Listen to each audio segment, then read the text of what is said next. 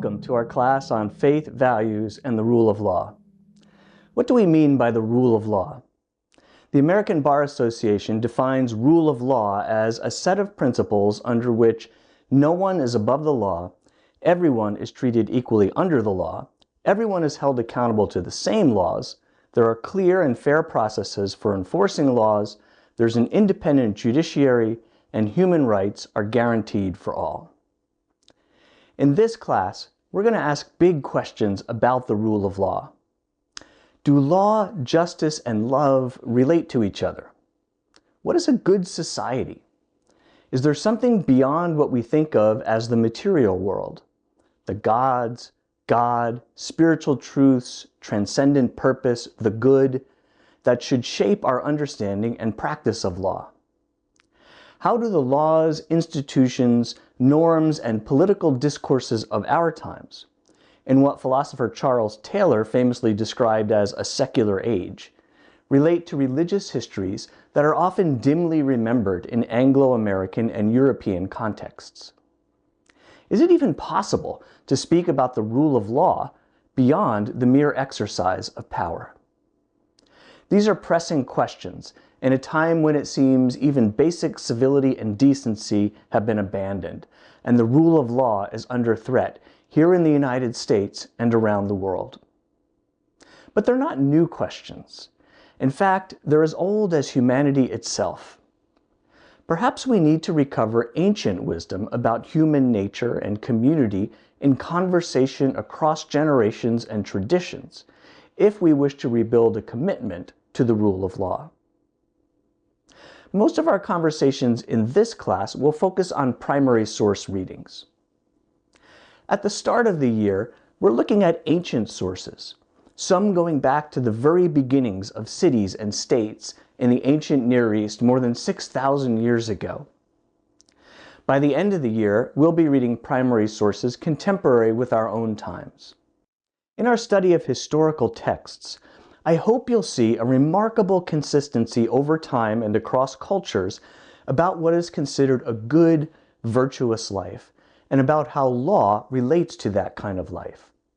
I hope you'll find something in that deep concept of the good life that is worth preserving and restating in our times. And I also hope you'll notice the very long roots of prejudices and inequities that remain with us today.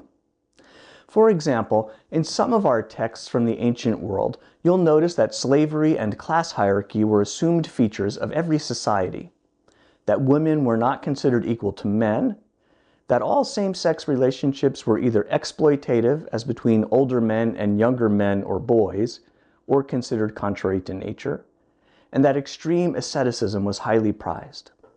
When we move into the modern period in the spring semester, we'll discuss more deeply the ways in which the Western Enlightenment and modern constitutional liberalism corrected or failed to correct some of these inequities, as well as ways in which Enlightenment thought might have thrown out some important ancient truths in the process of change. A quick note about reading historical primary sources. When you read a historical source, you'll inevitably experience the hermeneutical distance between your presuppositions as a modern reader and the world behind the historical text. It's important to begin with some degree of suspension of judgment concerning the world behind the historical text. Try, at first, to encounter the text from within the world of the historical reader, or in the ancient world in which some of our texts were meant to be read aloud, the ancient hearer. Try also to enter the world within the text, that is, the text's form and genre.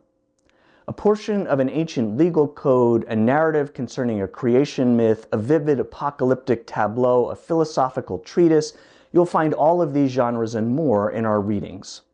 Discerning genre and rhetoric will further help you hear the intended message rather than becoming sidetracked by concerns that weren't central to the text writers or editors.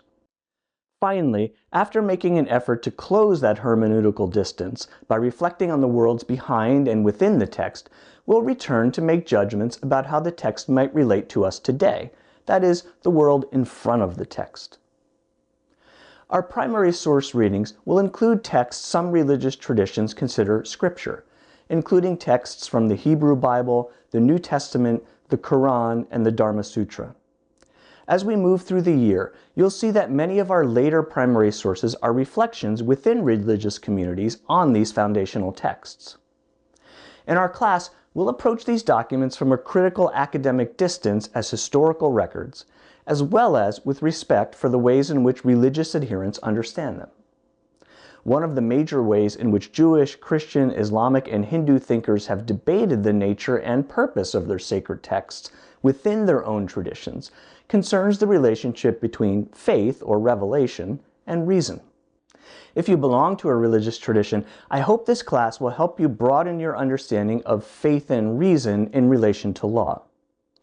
If you don't belong to a religious tradition, I hope you'll come to appreciate how an immanent sense of the world as we perceive it might relate to a transcendent sense of values in relation to law.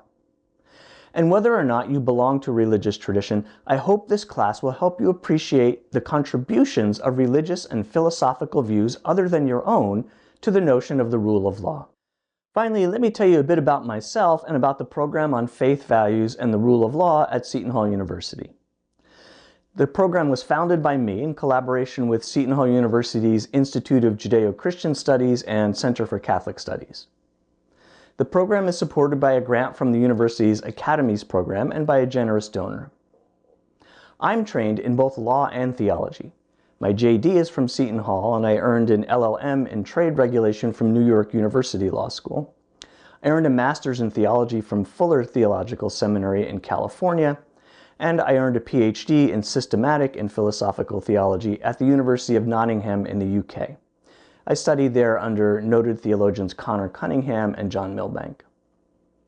In my traditional law teaching and scholarship, I focus on intellectual property, cybersecurity, privacy, and artificial intelligence, along with property and constitutional law. I've published numerous scholarly law review articles on these subjects, along with 3 books on law, ethics, and theology. I'm looking forward to serving as your guide, conversation partner, and fellow learner on this journey. And most of all, I'm looking forward to the community I hope will begin to form over the course of the year.